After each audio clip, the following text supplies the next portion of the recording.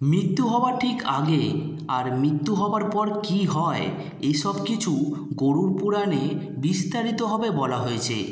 যখন কোনো মানুষের মৃত্যু হয় তখন সেই মৃত হওয়া মানুষের আত্মার সংযোগ পুরোপুরিভাবে এই পৃথিবী থেকে বিচ্ছিন্ন হয় না। আসলে মৃত্যু হলো একটি জটিল প্রক্রিয়া যা ধাপে ধাপে পূরণ হয়। মানুষের মৃত্যু হওয়ার কয়েক ঘন্টা আগেই পা ঠান্ডা হয়ে যায়, পুরো শরীর শীতল হতে থাকে। যখন মৃত্যুর সঠিক সময় আসে তখন মানুষের প্রাণশক্তি মানুষের যে কোনো একটি ইন্দ্রিয় দিয়ে বাইরে বেরিয়ে যায়। শরীর থেকে বেরিয়ে আসার জন্য প্রাণশক্তি যে কোনো একটি দরজা বেছে নেয়।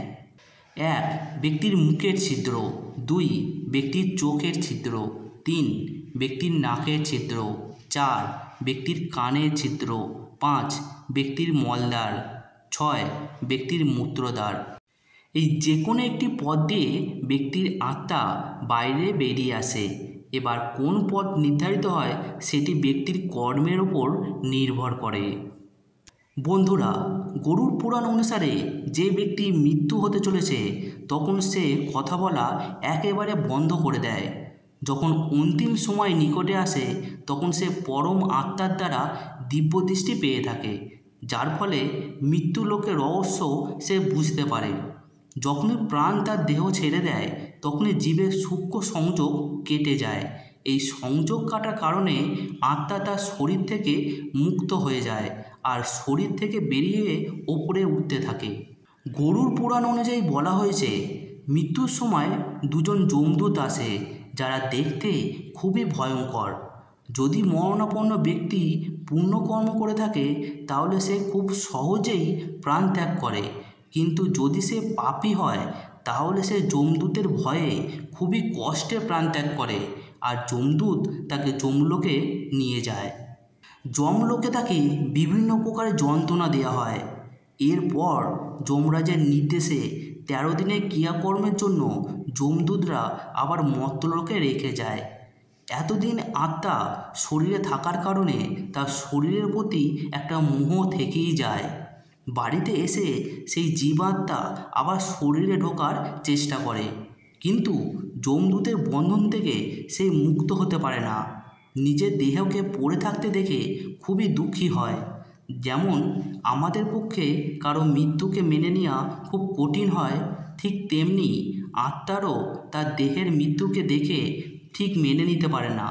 সে অনুভব করে তার দেহ জীবিত রয়েছে, সে তার দেহকে স্পর্শ করার চেষ্টা করে যায়। ফলে মৃত ব্যক্তির কাছে যারা দাঁড়িয়ে থাকে সেসব মানুষজন কখনো কখনো সেই মৃত ব্যক্তির চেহারা বা হাতে পায়ে সামান্য হলেও কিছু পরিবর্তন দেখতে পায়। আত্মা সেখানে তার প্রিয়জনদের কান্নাকাটি কথা বলা এক শব্দের মতো শুনতে পায়।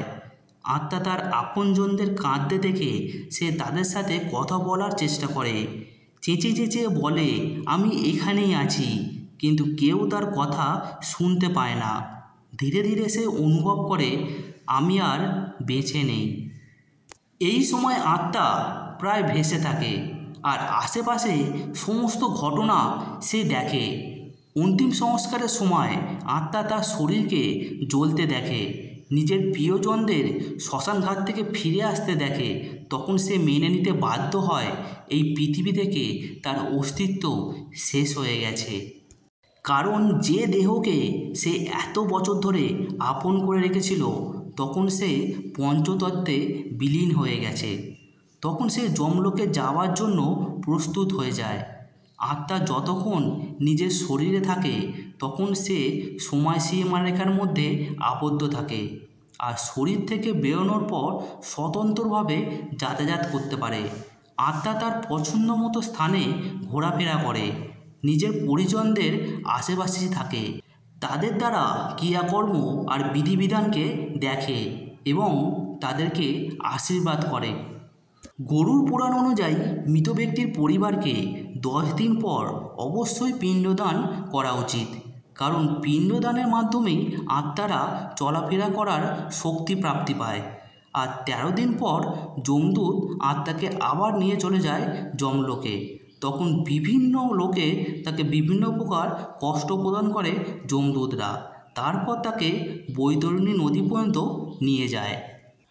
গরুর পুরাণ অনুসারে যদি ওই ব্যক্তি গরু দান করে থাকে তাহলে বৈতরণী পার হতে নৌকার ব্যবস্থা হয়ে যায়, নয়তো বহু কষ্ট ভোগ করে এই বৈতরণী নদী পার করতে হয়।